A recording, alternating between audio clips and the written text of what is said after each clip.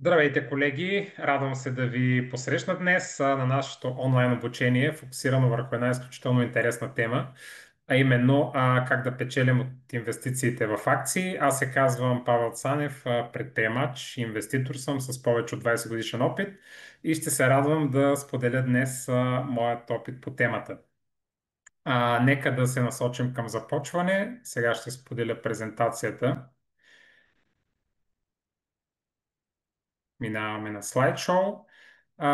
Ще започна все пак с няколко думи за себе си. Както казах, занимавам се с предприемачество и инвестиции вече повече от 20 години. Развил съм доста на брой частни компании, също така имам дългогодишен опит на капиталовите пазари с повече от 7000 извършени сделки. Така че днес ще се опитам да споделя най-важното от моя опит по темата. Ще се радвам да бъда полезен и да се включвате в семинара. Това са част от компаниите, които съм учредил и развивам, като в момента основно съм фокусиран върху развитието на инвестиционното портфолио на Intercapital Development. Инвестираме както в частни компании, така и в компании на публичния капиталов пазар. Така че това е моят основен фокус в момента и задачите, с които съм заед. Нека нахвърлям накратко какво ще включва програмата днес. На първо място ще разгледаме какво представляват капиталовите пазари като инструмент, като устройство и организация, какво са риска и възвръщаемостта като основата на всички инвестиционни решения, също така какви са компонентите на доходността, какво представлява теорията на портфолиото? Една изключително важна концепция при инвестирането и нещо, около което се върти целият инвестиционен процес. Така че ще разгледаме как можем да използваме теорията на портфолиото и конструирането на портфолия като един успешен инструмент за менажиране на риска и за оптимизиране на нашата доходност. Ще разгледам различните подходи, които съществуват при подбора на акции, в това число фундаменталния анализ, как да анализираме един бизнес, какви са техниките на дисконтираните парични потоци и какво представлява технически анализ. Ще обсъдим какво представляват пасивните и активните стратегии за инвестиции в акции и съответно ще претеглим плюсове и минуси за всяка една от тях. Ще отговорим на въпроса ефективни ли са капиталовите пазари, доколкото този въпрос може да получи отговор, тъй като това е противоречиво и ще завършим с това какво представлява управлението на инвестиционното портфолио като процес и какви са компонентите, които този процес включва. Преминаваме към първата тема, а именно какво представляват капиталовите пазари. По своята същност, капиталовия пазар е едно организирано място за търговия с финансови активи, като в случая с акциите говорим за пазари, на които се търгуват акциите на публични компании. Като цяло капиталовия пазар включва търговията с два вида инструменти. Това са акциите и облигациите. Акциите са дялов инструмент, те представляват право на собственост в съответния бизнес, докато облигациите това са финансови инструменти, които удостоверяват даването на заем от страна на финансиращата страна към съответната компания, за което се плаща съответната лихва. Като цяло можем да говорим за два вида капиталови пазари. Това са първични и вторични, като всъщност по-правилно е да говорим за два отделни сегмента на един и същ капиталов пазар, тъй като на практика търговията с първичните и вторичните ценни книжа се случва на един и същ пазар, но в различни негови сегменти. Какво представлява първичния пазар? Това е пазара, на който се правят така наречените IPO-та или първични публични предлагания. Това е процеса, при който една компания за първи път излиза на борсата и за първи път предлага акции, така да кажем, на публиката в широк план. Това са така едни изключително интересни процеси, предхождат се от един широк процес по подготовка на IPO-то, определене на първоначалната цена. След това акцията се пуска на борсата, виждат се съответните реакции на пазарите, като това по принцип е един от начините да се правят пари, тъй като практиката е показала, че като цяло IPO-тата, поне в първите дни на своята търговия, повишават своята цена, която обикновено след това спада. След като имаме емитирана първоначална акция на капиталовия пазар чрез IPO, тези акции почват вече да се търгуват на вторичния пазар, т.е. Да сменят своите притежатели, като тук говорим за огромен обем на сделките. Във всеки един ден на капиталовите пазари се обменят милиони, ако не и милиарди акции. Така че търговията с акции на една компания може да претърпи много, много голямо развитие и преминава през много големи обеми.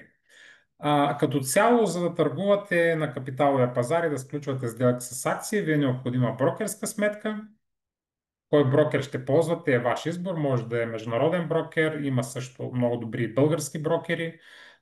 От международните брокери доста известни са Interactive Brokers, с тях могат да се търгуват много голям брой инструменти на много голям брой пазари и като цяло са с доста ниски комисионни. За българските брокери няма да правя конкретна реклама на някой, но също има и български инвестиционни посредници, които могат да ви предложат много добра услуга на разумна цена и с един много добър съпорт, защото има хора, на които може да вдигнете телефона, да им звъннете, да си решите някакъв проблем. Така че българските брокери също не са за подценяване.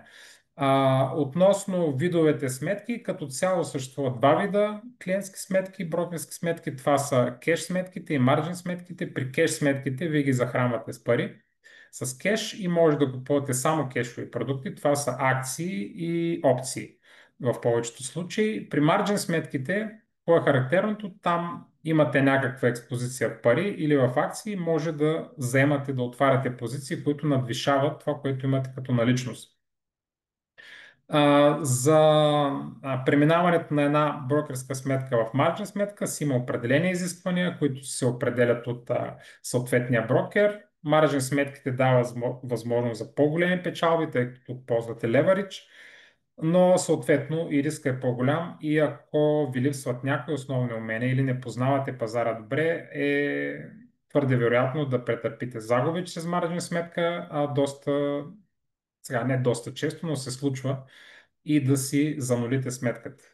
Което при кешова сметка е, да кажем, почти невъзможно, защото ако сте що годе диверсифицирани, практически е невъзможно да ви фалират всичките компании в портфолиото и сметката ви да излезе на нула. Препоръка е да имате поне базови познания за търговията с финансови инструменти, в това число, както казахме, какво представляват пазарите, как се оценява една компания, какви са рисковете, съответно какви са принципите за реализирането на доходност. Така че препоръчително е, радвам се, че сте на този курс, наистина да минете някакви обучения, които да ви дадат базови познания за търговията с финансови инструменти и в частност с акции. Тук важни са и познанията за нормативните задължения, така че тъй като търговията с финансови инструменти си води до определени нормативни задължения, тя е много строго регулирана дейност. Много хора се изненадват, но могат да възникнат за вас данъчни задължения, задължения за регистрация по ДДС. Има различни способи да оптимизирате данъчното си облагане, особено от приходи от дивиденти, така че това е също нещо, на което е добре да обърнете внимание и да се консултирате с юрист и с данъчен експерт. Когато говорим за инвестиции, е задължително да разглеждаме двете страни на тази една и съща монета. Именно това са риска и възвръщаемостта. Тъй като те наистина са две страни на една и съща монета. Тъй като ако говорим за желанието ни да реализираме по-висока доходност, закон на пазара е, истина е, че трябва да поемем по-висок риск. Съответно, ако искаме нисък риск, няма как да очакваме по-висока доходност от, да кажем, средната за пазара.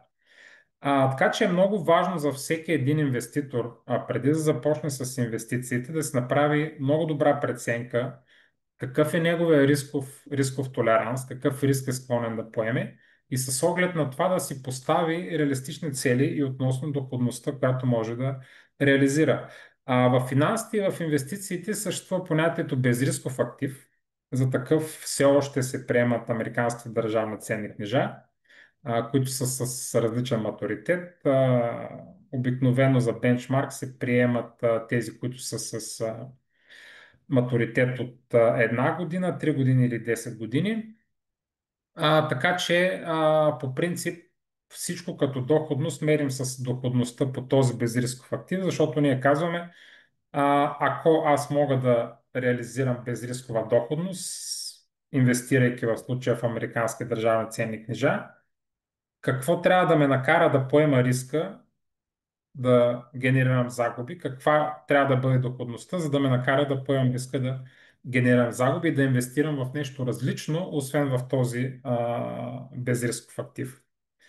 Така че подходите са два. Или си избирате някакъв риск, при който се стремите да изберете инструменти, които ще ви донесат максимална доходност за това ниво на риска, или пък избирате целева доходност, т.е. каква доходност гоните и каква доходност ви удовлетворява и вече търсите инструменти, които ви носят минималния риск за тази избрана доходност. Като цяло риска можем да го разделим на риск, свързан с целия пазар. Той се влияе от променливи, които засягат целия пазар, като инфлация, растеж на брутния вътрешен продукт, лихви, които се определят от централните банки и рискове, които засягат конкретни сектори, да кажем технологичния сектор, фармацевтичния сектор, индустриалния сектор и рискове, които са специфични за съответната компания. Това са вече строго индивидуални рискове, които засягат отделния бизнес. Важно е да имаме понятие и да държим в ума си валутния риск, тъй като това наистина е важен въпрос. Да кажем, когато купуваме американски акции, ние на практика купуваме долар. Продаваме лев или скоро ще бъде евро и купуваме долар. При това положение ние носим риска от това как ще се промени цената на валутите, долар срещу евро. Какъв ще бъде валутния курс? Ако сме си купили долари чрез покупката на американски акции, долара поскъпне, когато се осребрим инвестицията и се обърнем парите обратно в евро, ние ще спечелим от курсовата разлика. Вярно е обаче обратното. Ако долара поевтинее, както се случи тази година и той поевтиня доста с повече от 10%, ние губим 10% от инвестицията само поради курсовата си разлика. Така че ние можем да си гледаме портфолиото, че той е на плюс от американски акции, да кажем, но ако си сметнем валутния ефект, валутния риск, може да се окаже, че това портфолио също е на минус. Така че валутния риск е нещо, което също следва да имаме предвид и следва да го управляваме също така. Възможно е да се управлява, разбира се, валутния риск чрез застраховане на съответната валута, било то чрез опции. Също е възможно да се купуват спот курсове, така че има начини да си застраховате валутния риск. Риска все пак го мерим с някаква цифра на пазара, мерим го с така нареченото стандартно отклонение или бета. Стандартното отклонение на съответната акция, има си статистика за това, може да видите какъв е коефициент на стандартно отклонение за всяка една акция, ни показва в какви рамки са флуктуациите на цената на тази акция за определен период, било то в плюс и в минус, т.е. В какъв диапазон варира цената на акцията. Бета е другия инструмент, с който мерим риска. При бета е прието, че бета на пазара, като под пазар разбираме в повечето случаи индекса S&P 500 в Щатите, бета на пазара или на S&P 500 е единица. И когато видите бета на съответната акция, ако тя е над едно, това означава, че тя е по-рискова от пазара, по-волатилна от пазара. Когато бета на акцията е с число, което е по-малко от едно, това означава, че акцията е с по-нисък риск от пазара като цяло и цената й, флуктуациите на цената й са в по-ниски диапазони, отколкото на пазара като цяло. Хубаво е да мислим за целева възвръщаемост и изобщо за доходност, която е коригирана с инфлацията. Тъй като на практика нас какво ни интересува? Интересува ни колко се е променила покупателната способност на парите ни. Така че ако имаме някаква доходност, но инфлацията е по-висока от тази доходност, то всъщност покупателната способност на парите ни е намаляла, така че ние реална доходност нямаме. И следва да винаги да калкулираме инфлацията, в това да определим дали имаме реална доходност или не. Уникален е ефекта на натрупването и тук наистина пазарът възнаграждава тези, които са инвестирани дългосрочно, тъй като когато ние имаме определена доходност, която не теглим, а я реинвестираме всяка година или всеки период, ако сме определили различен такъв, а, в дълги периоди от време ефекта на натрупването, т.е. на допълнителната доходност, която ние генерираме от тази реинвестирана сума, наистина е поразяващ. Ще разгледаме малко по-късно един пример. Но разликата в дълги периоди от време, да кажем 50-60 години, нали, дай Боже всеки да бъде толкова дългосрочен инвеститор, наистина е поразяваща и може да доведе до много висок ефект от финансова гледна точка.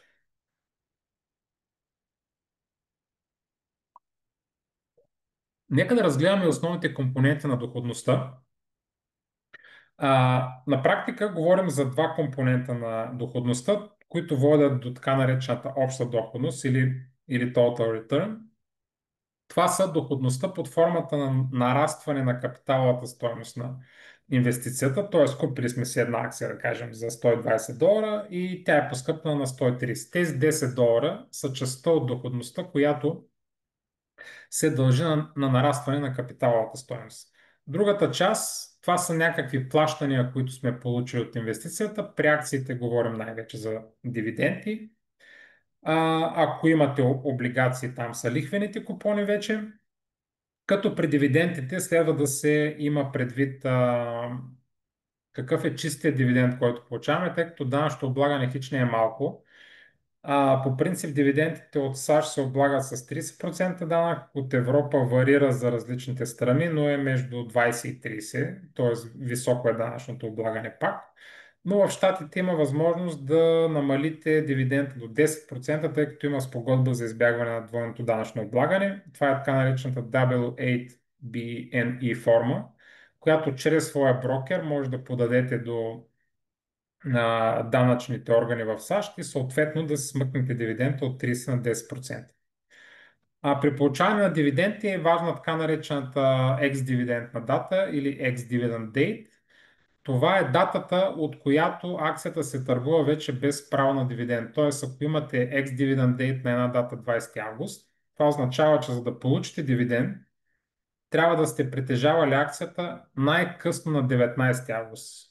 Ако на 19 август сте я продали, нямате право на дивиденд. Ако на 19 август сте били собственик и я продадете на 20 август, т.е. първата дата без дивиденд, тогава пак ще си получите дивиденд. В Щатите големия брой или ако не са всички, то поне 99% от компаниите плащат дивиденти 4 пъти годишно.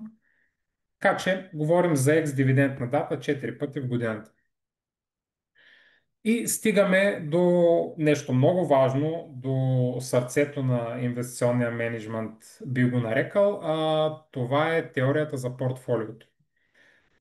Какво представлява теорията за портфолиото? На практика теорията за портфолиото е а, еманация на опита да управляваме риска, да минимизираме риска и съответно да оптимизираме, да достигнем една максимална доходност за парите, които искаме да инвестираме. Защото какви могат да бъдат подходите при инвестициите? Бихме могли да закупим акциите на една компания, за която имаме някаква информация и субективно сме сигурни, че цената й ще върви нагоре. Но бихме могли да закупим акции на множество компании и да формираме така нареченото портфолио.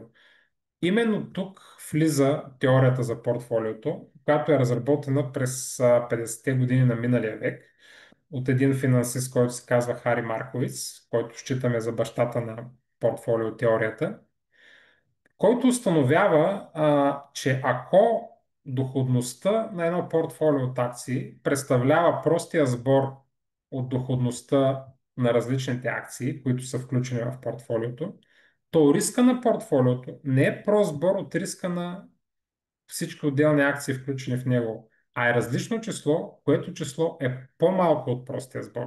Тоест, когато формираме портфолио, когато инвестираме чрез групиране на акциите в портфолио, ние на практика смъкваме общия си инвестиционен риск.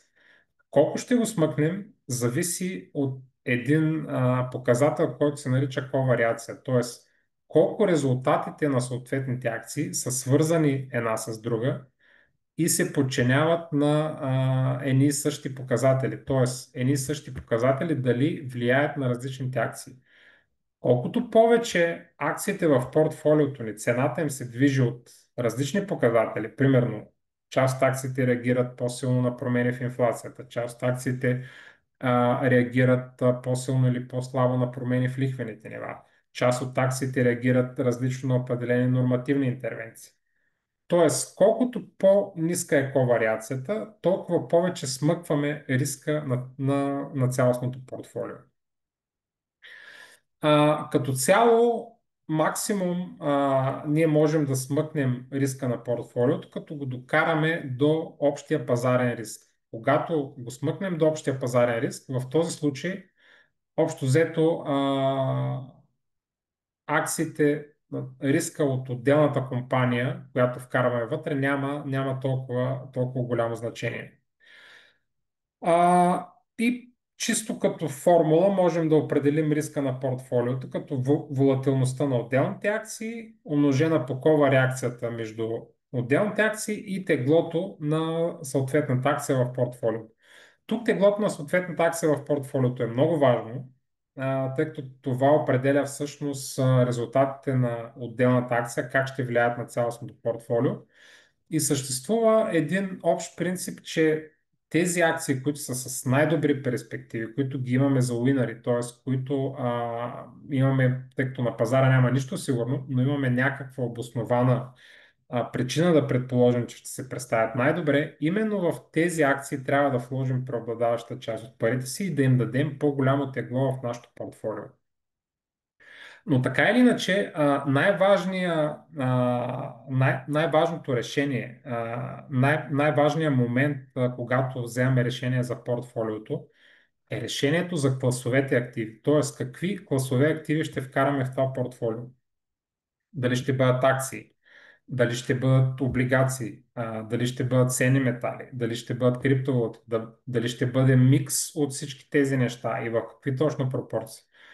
Това решение за така наречените класове активи е установено, че е ключовото решение, води до около 90% резултатите и след като изберете алокацията на видовете активи, съдбата ви като инвеститор и вашите инвестиционни резултати са до голяма степен предопределени.